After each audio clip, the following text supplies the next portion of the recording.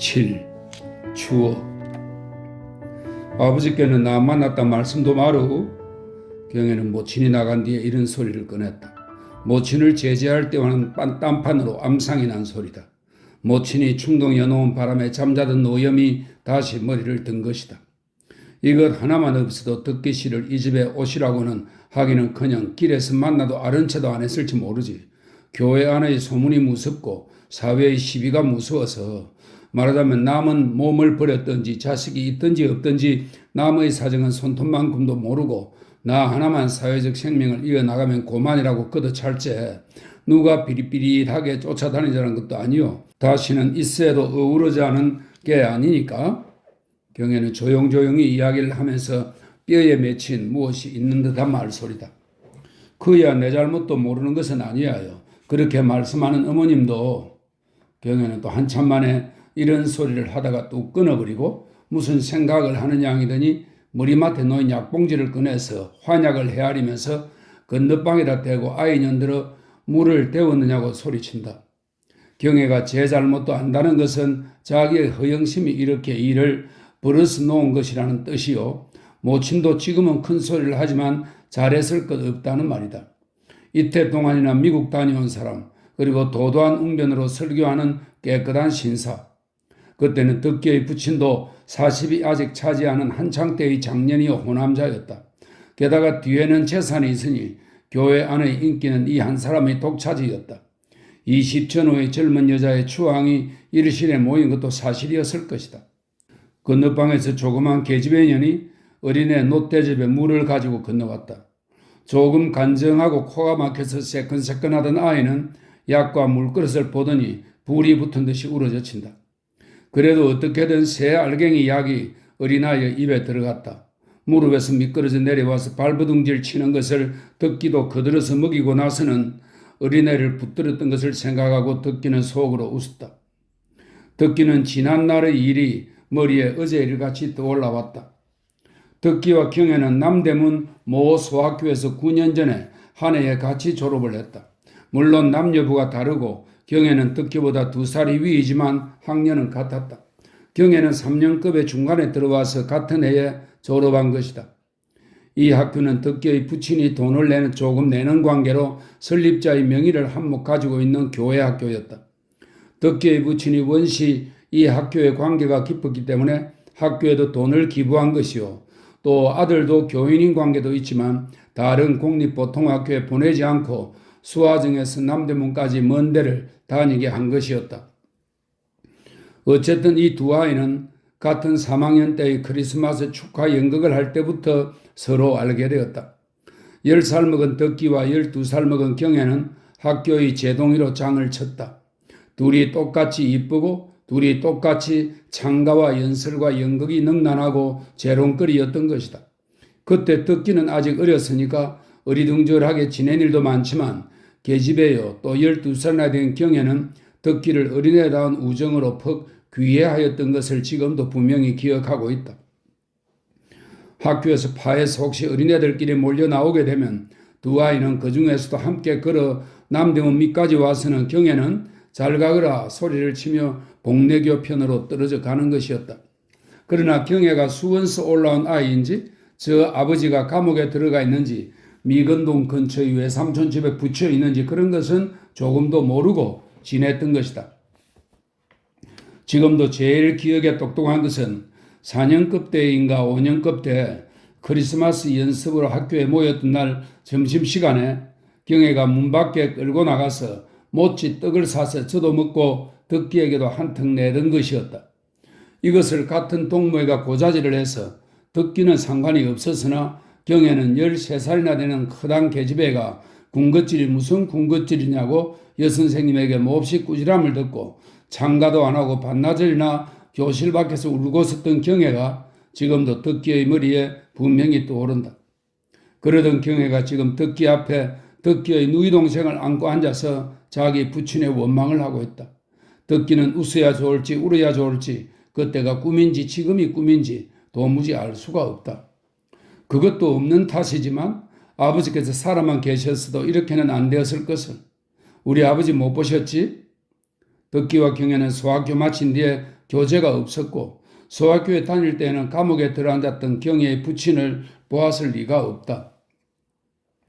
우리 아버지는 너무 호활하시고 살림에 등한하셔서 3, 4배에 가던 재산을 모두 학교에 내놓으시고 소작인에게 탕감해 주어 버리시고 감옥에 들어가시기 전에는 무슨 장사를 해서 다시 번다고 하시다가 그 일이 덜컥 나서 감옥에 들어가시게 되니까 옥바라지하고 변호사 되고 어쩌고 한다고 자꾸 끌려 들어가기만 해서 나중에는 집까지 팔아가지고 올라왔었죠. 지금 생각하면 서울로 올라온 것이 내 신상에도 좋을 건 조금도 없구만은 경혜는 자기가 그렇게 된 변명을 하느라고 그런지 조금 아까 살기가 돌 때와는 딴판으로 재미있는 옛 이야기나 하듯이 자기 집 내력, 자기 내력을 풀어낸다. 듣기는 그런 변명이나 하소연을 들을 묘리가 없고 더구나 자기 부친에 대한 푸념을 듣고 앉았는 것은 불쾌스럽기도 했으나 남의 내력을 듣는 호기심으로 귀를 기울이고 있었다. 집 팔고 어쩌고 해서 어머니께서 돈 1,000원이나 가지고 올라오신 모양이나 당장 집을 사려야 마땅하게 나서지도 않고 해서 외삼촌 집에 가서 붙여 있으면서 그 돈을 외삼촌에게 맡겼더니 아저씨가 몽땅 가지고 들고 뺐겠지요? 남봉이든가요? 듣기는 놀라는 소리로 장단을 맞춘다. 아니에요.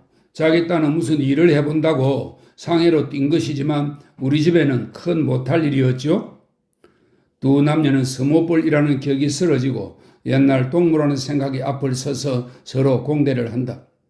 어쨌든 그래서 아버지께서 옥중에서 병환으로 집행정지가 되어 나오시니까 약은 고수하고 여전히 외갓집 구석에서 세대가 분명치 못한 형편. 경혜는 급작스레 말을 뚝 끊는다. 벼랑과 무슨 생각이 난 것이었다. 듣기는 말 뒤를 기다리다가 가만히 쳐다보았다. 경혜는 어린아이에게로 눈을 떨어뜨리고 앉았다. 어린애는 새끈새끈 걷잠이 어리어리 든 모양이다. 난 가겠소 하고 듣기는 마침 잘 되었다는 듯이 일어서 버렸다. 그럼 내일 떠나시오? 하고 경혜는 앉은 채 쳐다본다. 좀 더 이야기할 것이 있는 듯도 싶으나 더 붙들고도 싶지 않았다. 본방학에 혹시 돌아오게 되면 그때나 또 만납시다. 그럼 나 못 나가요? 어린애가 잠이 들어서. 바람을 쏘이면 안 될 테니까. 듣기는 마루로 나와서 구두를 신으려니까 노파가 건너방에서 나와서 어두운 데 살펴가시오 하고 인사를 한다. 또 무슨 수다가 나오리나 하였는데 의외로 인사가 간단하다. 안방에서도 먼 길에 조심해 가셔요 하고 경혜의 목소리가 난다. 대문 밖을 나서니 선뜻한 밤바람이 시원하였다. 우울한 방 속에 있어서도 그렇겠지만 무엇에 갇혔다가 빠져나온 것 같이 기분이 그때내 좋았다. 그때부터였다. 그때가 시초였던 것이다. 그래서 지금 말을 하다가 뚝 끊어버린 것이다. 듣기는 꿈틀거리는 밤길을 더듬어 나오면서 혼자 이렇게 생각하였다. 벌써 5년이 되었는지 6년이 되었는지 그 겨울에 듣기는 화계동 집으로 경혜가 부친을 찾아왔던 것을 잠깐 본 기억이 지금 새삼스레 난다. 그때 듣기는 아직 화계동 집에 있을 때이다.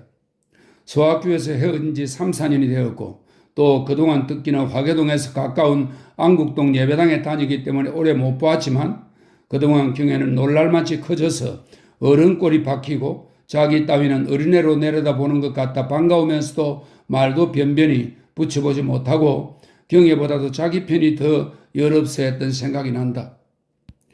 그때 부친에게 그 애가 왜 왔었어요? 하고 물어보니까 저 어머니 심부름을 왔다 하면서 경혜 모친이 남대문 교회에 다닌다는 것과 또 부친은 감옥에서 나와서 근 1년이나 알아 누웠는데 이제는 죽기나 기다리는 터라는 말을 간단히 들려주었다. 그때는 다만 가였다고만 생각하고 신지무의는 조금도 의심하지 않고 믿는다는 뜻입니다. 신지무의하였지만 지금 생각하니 그때 아마 모친의 심부름으로 돈을 취하러 왔던 것 같았다. 같은 교회 안에서 수원이 누구라면 알만한 교역자요. 감옥 소식이나 집행정지로 나오게 될 때는 신문에 연함은 주자도 기사로 쓰이는 인물의 부인이라 하니 하나님의 아들, 딸이 가만히 있을 수 없었을 것이다. 목사의 기도 속에 경혜 부친의 이름이 한번 나오고 이 병든 아드님을 아버님의 뜻이 없거든 좀 더 이 세상에 머무르게 하사 저희의 일을 더 돕게 하여 주시옵소서 하고 경혜의 부친의 중병이 낫게 해달라고 기도를 드린 뒤부터 경혜의 모친의 존재는 교회 안에 뚜렷해지고 경혜의 미모는 한층 더 빛났던 것이다. 예배가 파하면 경혜 모친은 보지도 못하던 묻 형님 아우님과 이름도 모르는 오라버니의 호들갑스러운 인사, 남편의 병 의문을 받기 얼굴이 취하도록 한바탕 분주했던 것이다. 이렇게 되고 보니 이제는 병이 근심 걱정이라는 것보다도 호강이다. 그 오라버니 중에는 물론 조상훈이 빠질 수 없었다.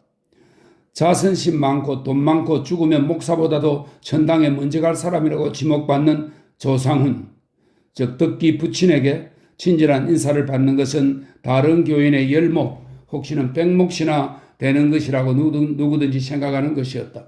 더구나 조상훈은 이 부인에게 한층 더 친절하고 은근했다. 그렇다고 결단코 자기 학교에서 길러내고 또 교회 안에서도 재색이 겸비하다고 손꼽는 경혜의 모친이라 하여서 그런 것이라 해서는 조상훈의 명예와 인격에 큰 모욕이다. 적어도 모든 사람이 그렇게 보지도 않았고 또 조상훈 자신도 그렇게 생각해 본 일은 없었다. 아버지 병환이 요새는 좀 어떠신가? 조상훈 선생님은 경혜를 만나면 자상하고 온유한 말소리로 이렇게 물었던 것이다. 그리고 모친을 만나면 차도가 계신가요? 한 번과 뵌 다음에 바빠서 못 갑니다. 선생님은 이따 그 뵌 일은 없지만 병환이 안 계시더라도 선배로서 찾아가 배워야 할 텐데 하고 가볼 시간을 묻는 것이다. 그러기를 한 서너 번 한 뒤에 그의 기억을 어느 일요일에 예배를 마치고 경혜 모녀를 앞세우고 조상훈은 목사와 함께 미근동 경혜 외삼촌 집으로 선배에 대한 경의를 표할 겸 위문을 갔던 것이다. 병인은 반가워했다. 신장님의 기관지 병이 겹쳐서 중태였으나 감기로 버티고 누웠던 사람이 일어나서 손을 맞았다. 그는 고사하고 상훈이를 첫 대박이에 놀라게 한 것은 그 마님이 40점밖에 안 되었는데 영감은 60을 훨씬 넘은 듯한 백발이 성성한 것이었다. 사실 경혜의 모친은 이 영감의 첩장가나 다름없는 삼취였고 경혜는 전무후무한 이 삼취 소생이었다. 이 몸에서 남매가 겨우 나서 경혜 하나가 자란 것이다. 동지 전 추위에 방은 미지근하고 머리맡의 양약병에는 먼지가 않고 중문 안에 놓인 삼태기에 쏟아버린 약지거기는 얼고 마르고 한 것이 상훈이의 눈에 띄었다. 약이나 변변이 써야 하는 생각을 하니 늙은 지사의 말로가 가엾었다. 조상훈은 1시간이나 병인과 감옥 이야기, 교육계 이야기, 사회 이야기를 하다가 돌아갈 때 상훈이는 부인을 조용히 불러서 이따가 3시 후에 따님 아이든지 누구든지 자기 집으로 보내달라고 주소를 2번, 3번 일러주었다. 왜요? 왜 그러세요? 하고 부인은 물었으나 속으로 그 뜻을 대강 짐작치 못한 것은 아니었다. 아니, 선생님께 무엇 좀 보내드릴 게 있어 그래요. 상훈이는 다만 이렇게 귀띔만 하여 주었다. 이래하여 경혜가 화계동으로 찾아간 것이요. 그때의 덕기가 만나본 것을 지금 기억에서 찾아낸 것이다. 그때 상훈이는 부친이 지금도 경영하는 남대문 안 대성정묘에서 찾을 쌀 한 가마니 표와 돈 10원을 넣은 봉투를 경혜에게 주어 보냈던 것이다. 그 속에는 물론 아까 만나고 온 노 선배에게 얌전한 북극과 맵시 있는 편지 봉투로 보내는 것을 받는 사람이 부끄러이 여기지 않게 정중한 편지를 써넣는 것을 상훈이는 잊지 않았다. 그러나 이 모든 호의가 늙은 지사의 비참한 말로를 동정하는 데서 나온 것이요. 결코 오늘날 경혜의 무릎에서 신혈이 40도 내외를 오르락내리락 하는 가운데 신음하는 딸 하나를 얻고 싶어서 계획적으로 그 값으로 보낸 것은 아니었다. 며칠 후에 상훈이는 병인을 또 위문 갔다. 결코 전일의 호의에 대한 인사를 받자고 간 것은 아니다. 그러나 새 식구는 상훈이를 애워싸고 엎드러질 듯이 치사하였다. 또 이 사람도 어쩐지 이 새 식구가 마음에 가엾었다.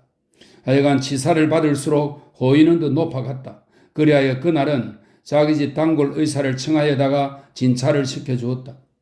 아주 절망 상태이니까 가출하게 된 것이요.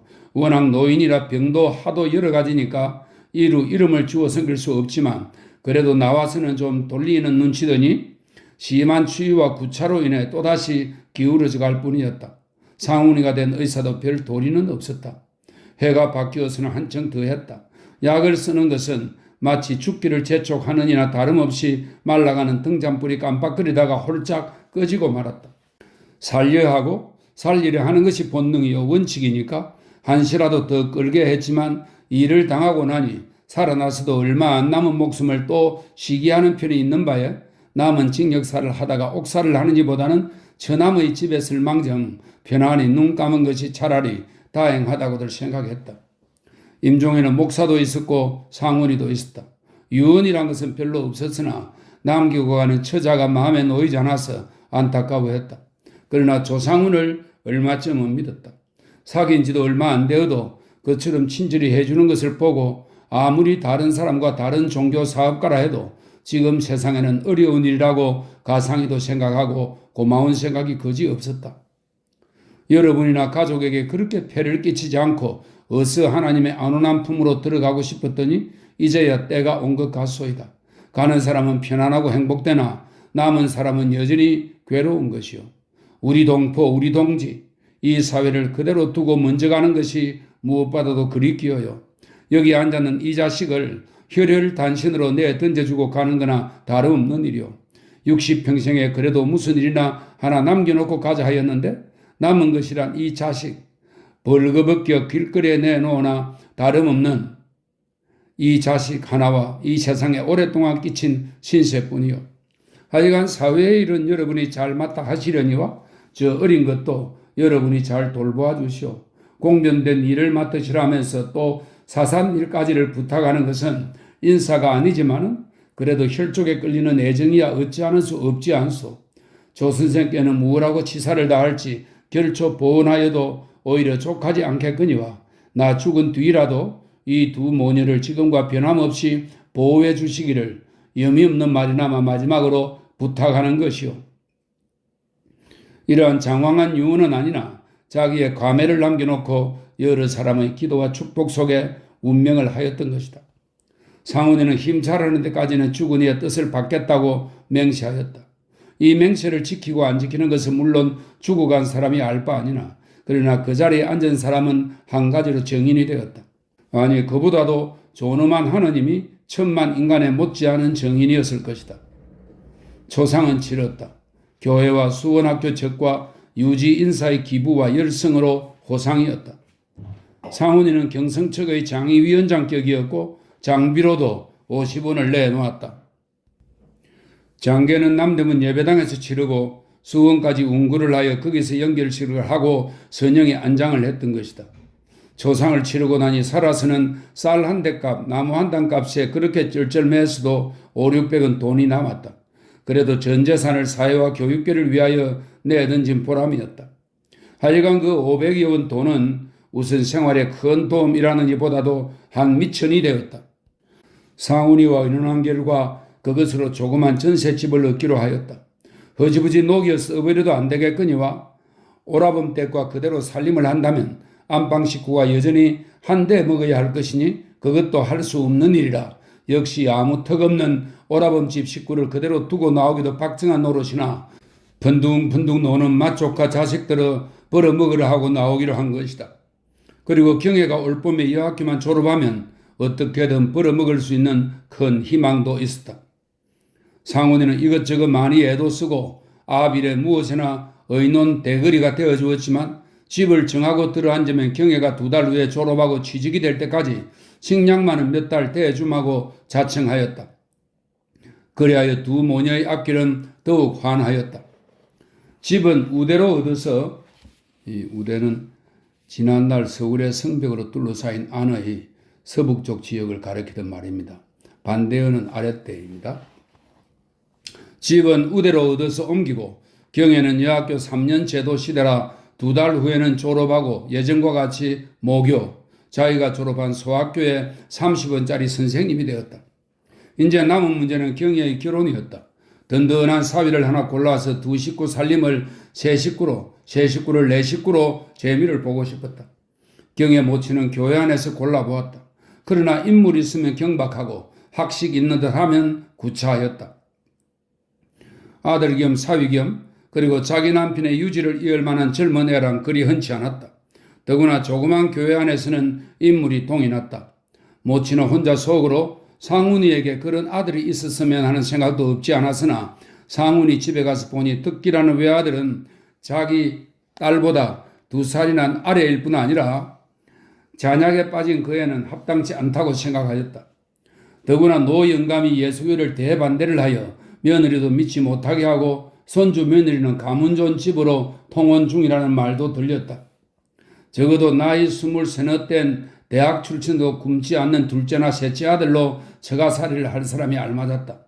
그래도 조심문 중에 족하고 당질이고 그런 아이가 있었으면 좋았다. 아직 18밖에 안 되었으니까 그리 급할 것은 없지만 사위금 하나를 골라주세요. 댁 당내로 혹시 알맞은 아이가 없을까요? 하고 상훈에게 의논을 할 때 자기 집안에는 그런 애가 없지만 유의에 두마고 하였다. 상훈이도 경애에 배필될 사람은 범연한 사람을 골라서는 안 되겠다고 생각했다. 같은 학교 안에도 독신으로 있는 교원들이 있고 또 젊은 애들이 끼룩거리는 것을 모르는 바가 아니나 그따위들에게 내주기가 상훈이는 아까웠다. 설사 저희끼리 눈이 맞아서 떨어져 나간다 하더라도 그까지 3, 40원짜리 교원에게 경애를 내주는 것은 얼토당토 않은 일이라고 생각했다. 그런 생각이 들수록에 상훈이는 학교 안에서 매일 경애의 신변과 행동을 주의하게 되었다. 혼담의 의논을 받은 뒤로는 날이 갈수록 그 문제가 상훈이의 머리에서 떠나지를 않고 또 교원들 간이나 교회 청년과의 교제를 살피기에 점점 더 눈이 날카로워지고 신경이 흥분되었다. 또 그러면 그럴수록에 경애를 보호하고 지도할 전 책임이 상훈이 자신에게만 있는 듯이 책임감을 느끼는 동시에 그만큼이나 아끼는 생각이 간절해 갔다. 이런 생각이 극도로 심해지니까 경애와 친숙히 이야기하는 남자까지가 무심히 보이지 않았다. 이 편이 무심히 보지 않으면 저 편에서도 무심히 보이지 않았을 것이다. 이상하다. 이런 생각들이 학교 안 젊은 교원들의 머리에 떠올라왔으나 누구나 입 밖에 내지를 않았다. 그것은 저희들끼리도 서로 의심하고 서로 시기하기 때문에 서로 입을 모으고 뒷공론을 하도록 저희끼리 일치가 되기 어려운 까닭이다. 그들은 매일 어린애 공부를 시키러 학교에 가는 것이 아니라 새로운 여선생 경애를 보러 가는 것이 아닌가 하는 자괴지심을 느끼지 않을 수 없었다. 이러한 감정은 교회에 모이는 청년 남녀 간에도 마찬가지였다. 계집애들은 조상훈에 대한 경항의 순정과 경애에 대한 시기심으로였다. 홍경애야 3학기 안으로 월급이 50원엔 올라갈 테지. 그러면 그 50원은 조상훈 선생들을 따로 내놓으라지. 같은 교원끼리도 이런 뒷공론들을 하게 되었다. 그 계집애는 시집도 안 가리나 제기랄 하고 교회의 총각이 탄식을 하면 조상훈이가 잔뜩 끼고더니 전들 가고 싶지만 어쩔 수 있나 하고 또 한 총각이 비꼬는 것이었다. 조 선생 부인은 교인도 아니요 밤낮 싸움질만 한다니 속으로는 얼른 죽어나 버렸으면 좋겠다고 생각할지 모르지. 후보자가 대령하고 있는 터였다. 그야 죽지 않으면 어떨라고. 계집애들도 이러한 말괄량의 소리를 소곤거리고 깔깔대게 된 것이었다. 어떻든 이런 당치 않은 뒷공론이 한 입 두 입 퍼져갈수록 교회의 중심 세력이요 인기의 초점이던 조상훈의 이름도 차츰차츰 떨어져가는 것이요. 또 그렇게 명성이 떨어져가는 것은 목사를 비롯하여 교회와 학교 간부들에게는 싫지 않은 일이었다. 그러노라니 이런 조롱과 평판이 당자들의 귀에 안 들어갈 리도 없었다. 경애로서 조상훈을 대할 때 그는 다만 존경과 흠모의 대상일 뿐 아니라 은인이다. 부친의 생전 사후를 통하여 은인일 뿐 아니라 자기의 현재와 앞길이 그에게 달린 것이다. 이 사람이 살라면 살고 죽으라면 죽어도 아까울 것 없을 만큼 마음을 턱 실리려는 믿음과 애정을 느꼈고 또 그 모친도 친오라비 이상으로 믿은 것이다. 그러나 경애의 그 믿음과 그 애정은 부친이나 오라비나 혹은 친한 동무에게 느끼는 소녀다운 그런 애정이었다. 그러던 것이 동무들의 뒷공론이 점점 노골적으로 맞대해놓고 입을 삐죽거리며 비웃게까지 되었을 때 놀랍고 분한 한편에 조선생을 슬슬 피하게 되었다. 그러나 조선생에게 대한 공포심은 일어날지언정 결코 조선생이 미운 것은 아니었다.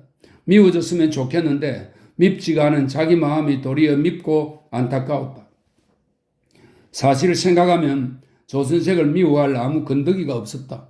조선생은 예나 이제나 다름없는 조선생이었다. 그러나 동무들의 면대에서 쏘지도 않는 빗대놓은 조롱은 점점 더 늘어났다.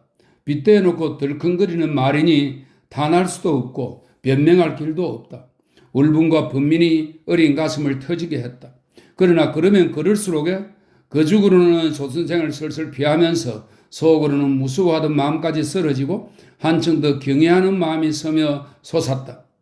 모친에게도, 이 세상에서 단 하나 의지할 모친에게도 터놓고 하소연할 수 없는 그 분한 말을 조선생에게는 다 쏟아놓을 수 있을 것 같았다. 경에는 사막기도 거의 가까워졌을 때 조선생과 한번 만나서 의논을 하고 싶었다. 설마 당신 때문에 학교를 다닐 수 없다고는 할 수 없으니까 될 수 있으면 다른 학교로 옮겨가게 해달라고 청도하고 의논도 하고 싶었다. 모든 사람의 눈총을 맞아가며 학교에 다니기가 싫도록 경애의 신경도 쇠약해졌던 것이다. 그러나 조용히 만날 틈이 없었다. 이때쯤은 조선생도 경애에게서 멀어져 가는 듯이 설면하게 굴고 경애 집에도 들러주지를 않았다. 그러므로 아무래도 자기 집으로 찾아가는 수밖에 없었다. 집으로 가면 작년 겨울과 같이 듣기와 마주칠 것이 싫기도 했지만 그래도 학교 안에서나 예배 파한 뒤에 만나자면 남의 눈에 떠일 것이니 그보다는 낫다고 생각하였다. 집으로 청에다가 이야기하고도 싶었지만 그것도 모친 때문에 어려웠다.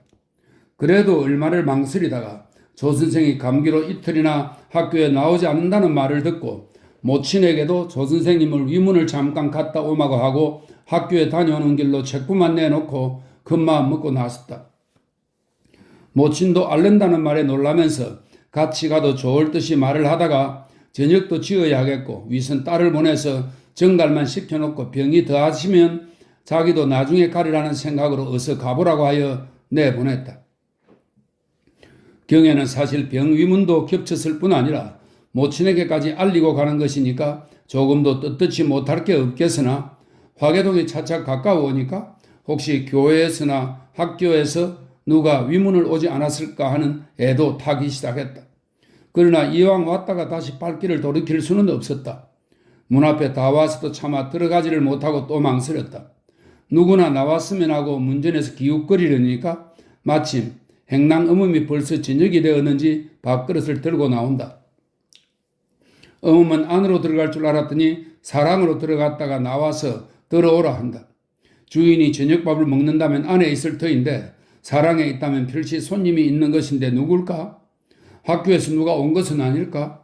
상관은 없는 일이지만 이런 걱정을 하며 들어가 보니 아무도 없이 주인 혼자 마루 끝에 나와서 반가이 맞아준다. 말소리를 들어서는 그리 심한 감기에 든 것 같지도 않았다. 잠깐 추운데 미안하지만 기다려주. 급히 어디를 갈 데가 있어서 나가려던 터이니? 하고 상훈이는 방으로 다시 들어가서 입고 있던 두루마기 위에 외투를 입고 모자를 손에 들고 급히 나온다. 유리알 안으로 보니 밥상을 막 내다 놓은 모양이다. 진지 잡수세요. 저는 가겠습니다. 편찮으시다니까 어머니께서 다녀오라고 하셔서 왔어요. 경에는 이렇게 인사를 하면서도 이왕이면 같이 나가는 것이 듣기에게나 다른 손님에게 안 들키겠느니만큼 도리어 안심이 된다고 생각했다. 상훈이도 역시 그래서 앞질러 급히 나온 것이요. 또 마누라의 공연한 잔소리가 듣기 싫은 것도 한 가지 이유였다. 경애를 앞세고 상훈이가 나오려니까 어머니 숭늉을 떠가지고 나오다가 이쪽을 바라보느라고 정신이 팔려서 축대에 낙수가 얼어붙은 데 미끈둥하면서 놋쟁반에 얹힌 숭늉 대접도 미끄러져서 하마터면 엄마당에 뜬그렁 떨어뜨릴 것을 질급을 해서 붙들기는 하였으나 물은 반나마 출렁하고 엎질러졌다.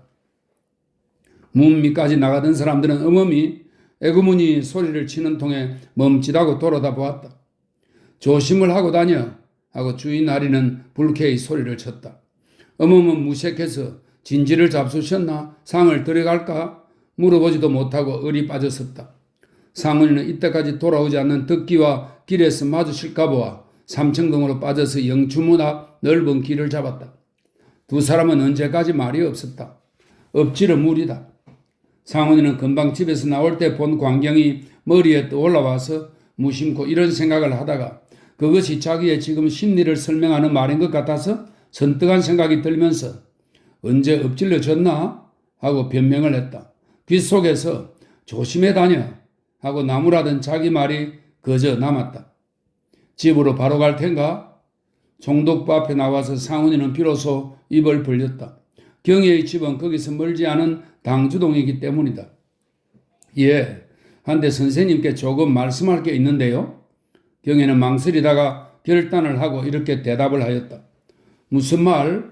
하고 상훈이는 발을 멈칫하고 계집의 얼굴을 들여다보다가 길가에 섰을 수가 없어서 전차 정류장 앞으로 와서 나란히 섰다. 그러면서도 상훈이는 가슴 속이 설렁설렁 하는 것을 어찌할 수 없었다. 그동안 상훈이도 경혜만큼 혼자 번민을 하던 것이었다. 자기 귀에 여러 가지 소리가 떠들어오는 것을 처음에는 귀를 막고 지내려 하였다. 또 그 다음에는 경혜 모녀와 떨어져 지내면 그만이라고 생각하였다. 또 그 다음에는 어서 경혜의 혼처만 골라서 그 부친의 초상을 치르듯이 얼른 결혼식까지 치러주면 모든 오해가 일소될 뿐 아니라 자기의 낯이 한층 더 나타나리라고 생각하였다. 그러나 멀리하자 하면 마음으로는 이상희도 한 걸음씩 더 다가서는 것 같았다. 혼처를 구하자면 마땅한 데가 금시로 나설 것도 없겠으나 그럴 기력까지는 없었다. 자기의 마음을 채찍질해도 보았으나 그러면 그럴수록 번민은 늘어갈 뿐이었다. 감기가 들었다고 이틀 동안 가만히 누워보았다. 그러나 별 도리도 없고 마음은 간정이 되지를 않았다. 거기에 무엇이 지시를 하여 끌어다 댄 듯이 경혜가 달려든 것이다.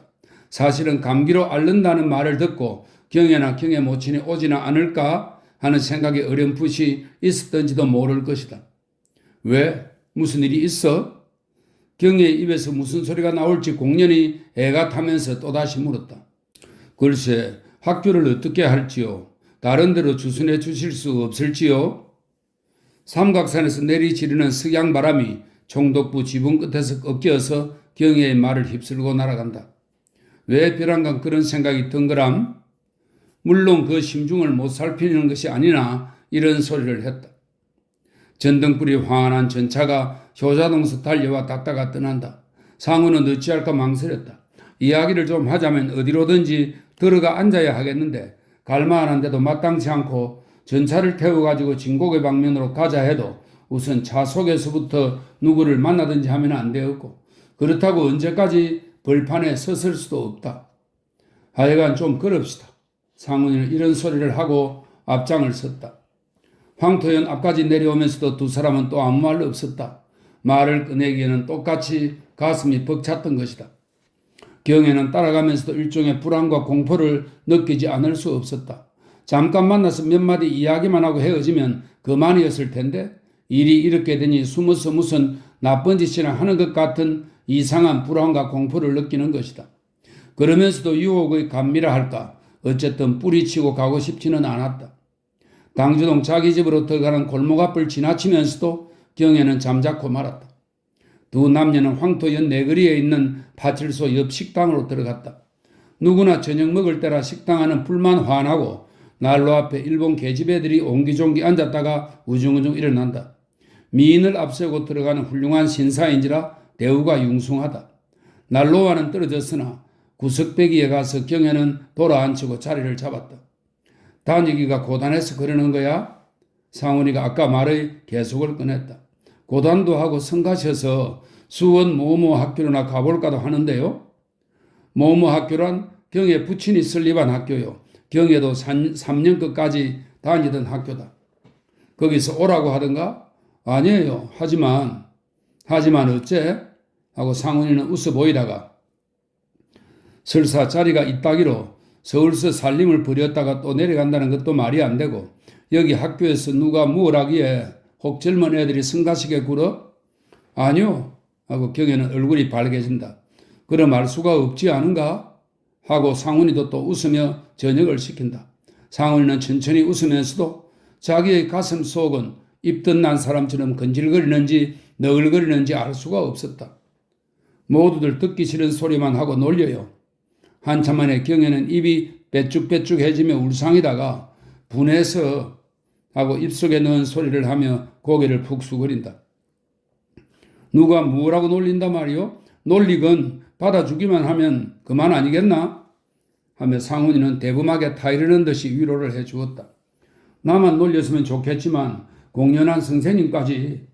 경애는 차마 입에 올릴 수 없는 말을 꺼내고 나서는 눈물이 걷잡을 새 없이 주르르 흘러서 고개를 둘 데가 없었다.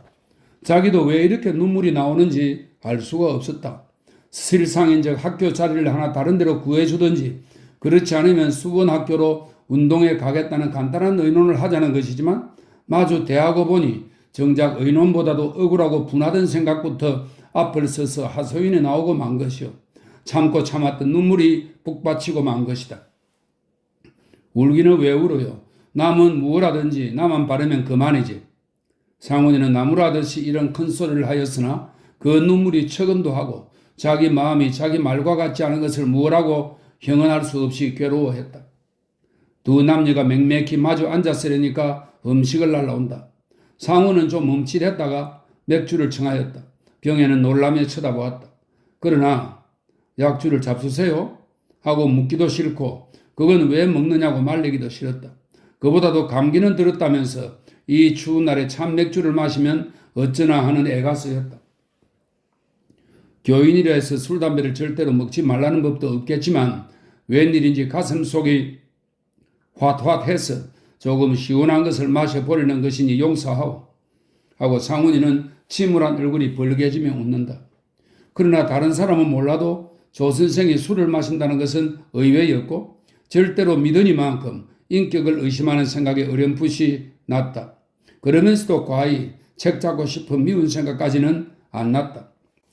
맥주를 따라 놓는 것을 들고 벌떡벌떡 반이나 마시는 것을 경애는 곁눈으로 슬슬 보다가 신열이 나셔서 화화하시다면서 그 찬 것을 하고 눈을 찌푸려 보였다. 상훈이는 거기에는 들은 척 만척하고 성난 사람처럼 접시에 안주를 먹는다. 가슴이 화화하다는 말을 신열이 난다는 뜻으로 알아듣다는 것이 다행이기도 하나 얼마쯤 섭섭하기도 했던 것이다. 경애는 나오는 접시마다 반점씩은 남겨서 돌려보냈다. 공연히 머리가 뒤숭숭하고 앉은 자리가 불편하여 먹고 싶지 않았던 것이다. 선생님 어떻게 할까요? 차가 나왔을 때 경애는 마지막으로 또 채쳐보았다. 상훈이는 두 병째나 먹던 맥주잔을 놓고 눈을 흡뜨듯이 경애를 한참 바라보다가 시끈거리는 소리로 공연한 소리 마오. 무에 어쨌다고 그만둔다는 것이오? 까닭없이 지금 그만둔다면 도리어 감 잡히는 셈이 아닐 것이오? 하고 핀잔을 주다가 자기 말이 너무 무뚝뚝한 것을 풀어주려는 듯이 끌끌하고 헛웃음을 웃어버린다. 맥주가 독하지 않다는 말은 들었지만 두 병이나 먹고도 그리 취기가 없는 것을 보고 인제 알았더니 술을 퍽 먹는구나 생각했다. 신승에 대한 환멸을 느꼈다. 예수 교인이라면 을에 술, 담배 안 먹는 사람이요. 계집은 자기 아내밖에 모르는 사람.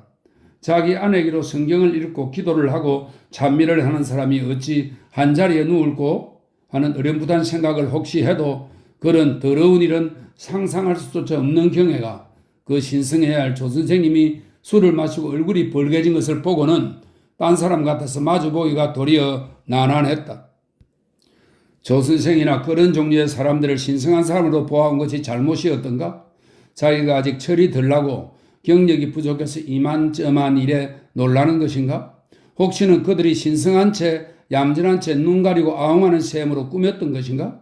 또는 세상이란 을에 그러한 것이요. 세상 사람이란 그저 그렇게 살아가는 것을 모르고 유달리 생각하던 자기가 어리복이었던가? 우리 아버지도 그런 이였던가? 숭배하던 조 선생이 맥주를 조금 먹었다는 조그만 일이 이 소녀의 머리를 한층 더 뒤숭숭하게 했다.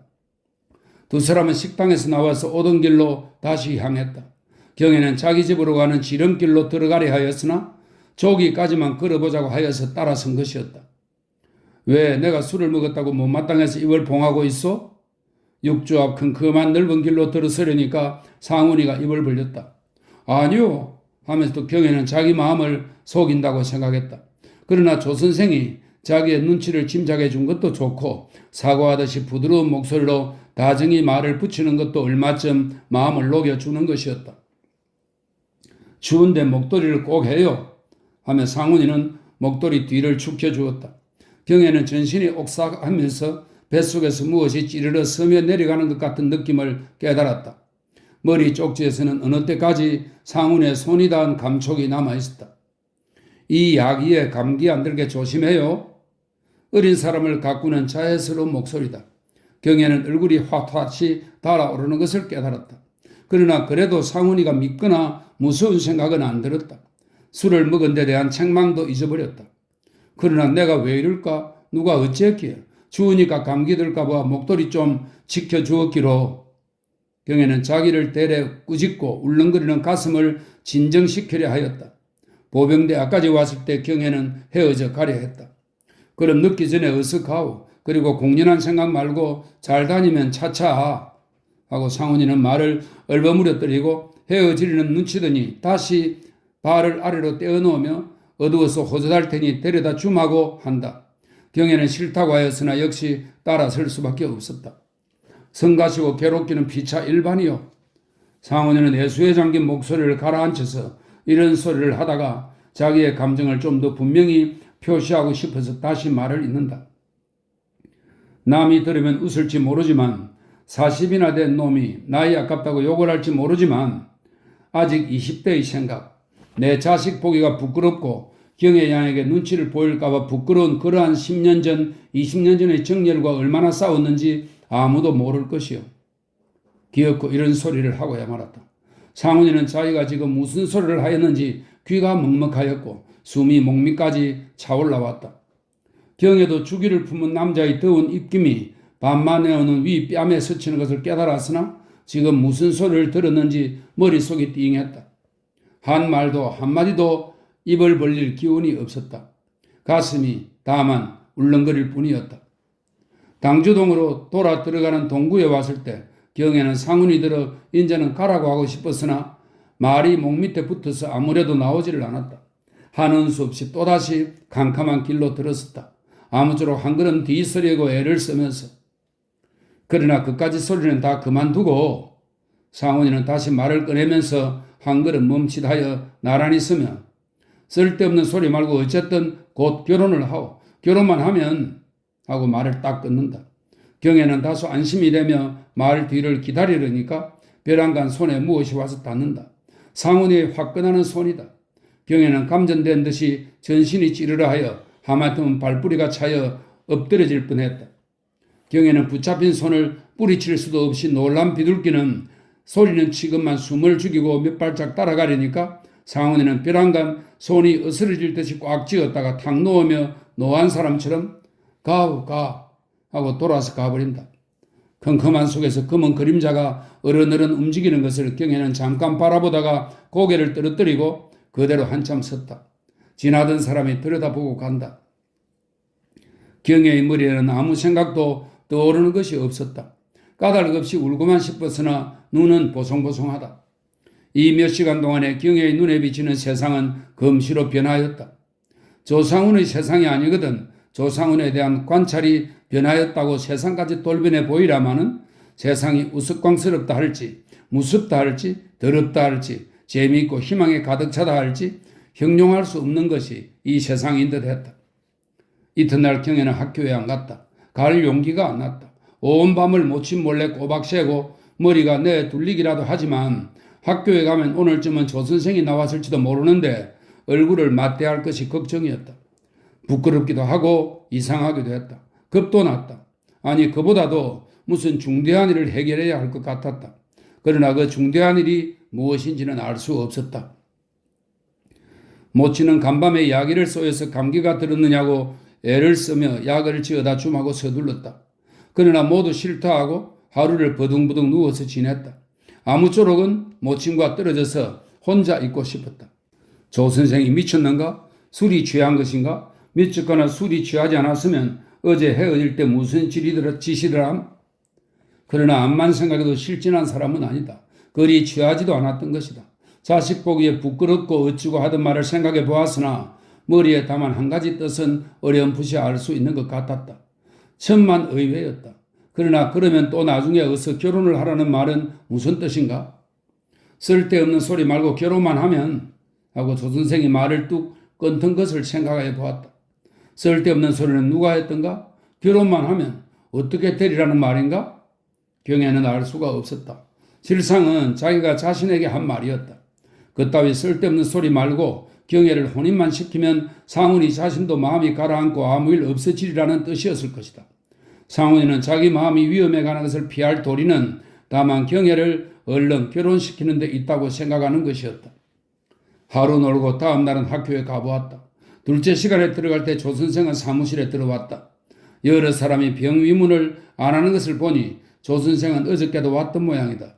조 선생은 그제 저녁에 보던 조 선생이 아니다. 그전대로의 조 선생이다. 경에게 인사를 하고 수작을 붙이는 것도 조금도 그전과 다를 것이 없다.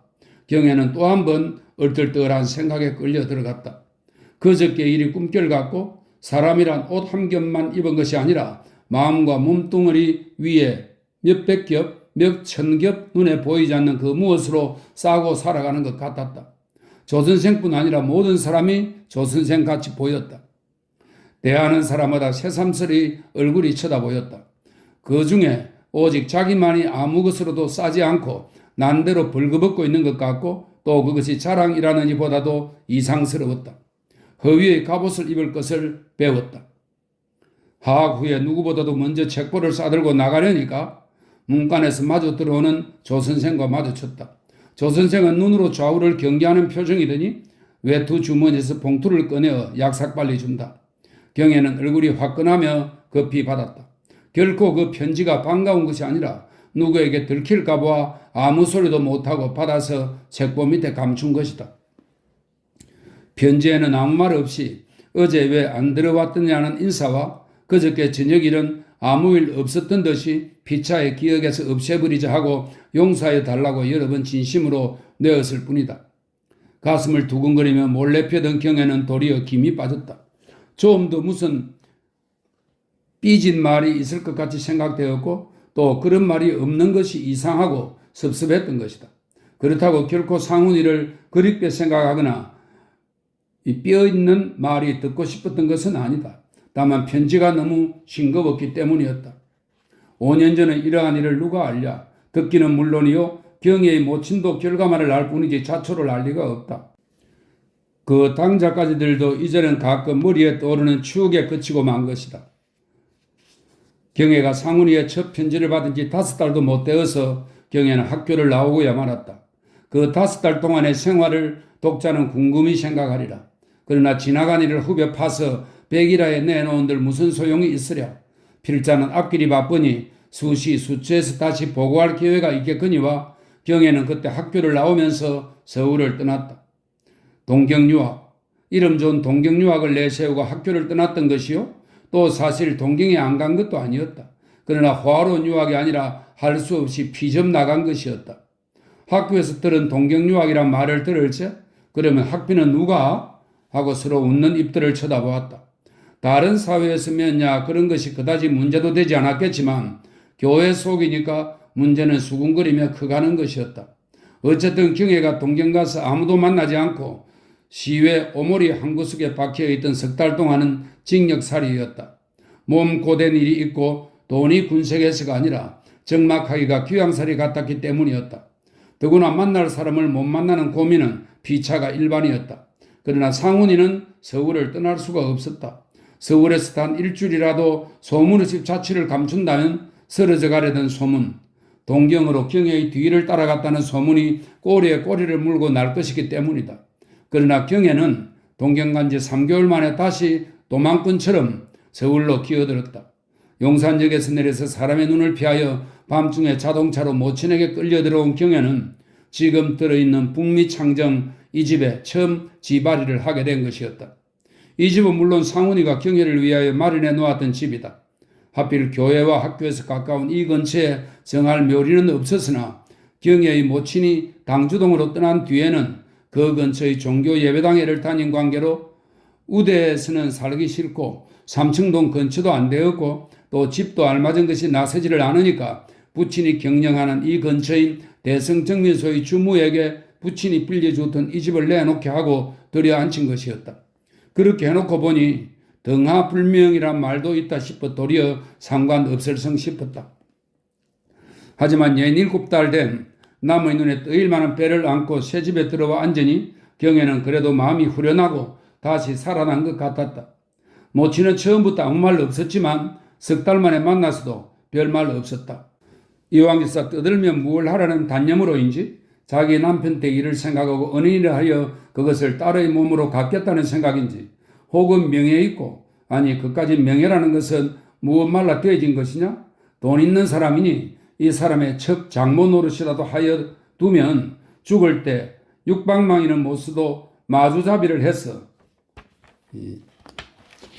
육방망이는 6개의 강목을 꿰어 12사람이 매게 되어 있는 상의를 말하고요. 마주잡이는 2사람이 앞뒤에서 매는 상의나 될 것입니다. 육방망이는 못 쓰도 마주잡이를 해서 나가지는 않으리라는 속다짐으로인지 그러나 이 속다짐이 무엇보다도 앞을 섰던 것일 것이다. 이 늙은 부인은 손에 성경책 넣은 검은 헝겊 주머니를 들고 다니는 전도 부인이다.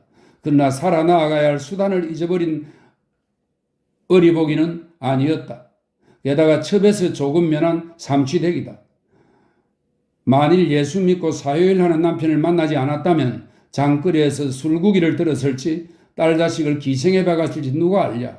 이것은 이 노부인을 모욕하여 한 말이 아니라 이 부인의 성격이 그만치나 걸걸하고 수단성이 있다는 말이요.